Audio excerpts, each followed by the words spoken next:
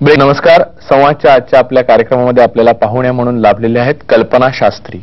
कल्पना शास्त्री यांनी बिहारच्या समस्तीपुर जिल्ह्यातल्या रोसडा ब्लॉकमध्ये जवळजवळ 100 गावांमध्ये काम करणारी समुदाय नावाची संस्था 1979 साली स्थापन केली.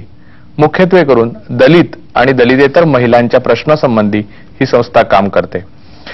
तिथल्या महिलांचे नेमके प्रश्न काय आहेत, त्याच्या मागची सामाजिक परिस्थिती काय आहे आणि त्या प्रश्नावर कोणती उत्तरं शोधता येत आहेत, कोणती उत्तरं मिळत आहेत यासंबंधी कल्पना शास्त्रींची आज आपण संवादमध्ये बोलणार आहोत.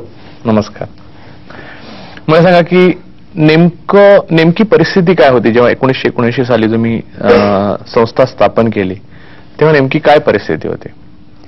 खरं सांगू तर मला स्वतःला सुद्धा कल्पना नव्हती की बिहारमध्ये गेल्यावर आपल्याला काय फेस करावं लागेल, कारण तिकडे ऍक्च्युली स्त्रियांचं काही सामाजिक जीवन नाहीये. त्यावेळेस जेव्हा पटण्यामध्ये मी गेले तेव्हा मी बघितलं की स्त्रिया रस्त्यांवर दिसत नव्हत्या आणि अक्षरशः दलित स्त्रियांचं जे उत्पीडन, मुलाच्या डिझीज बद्दल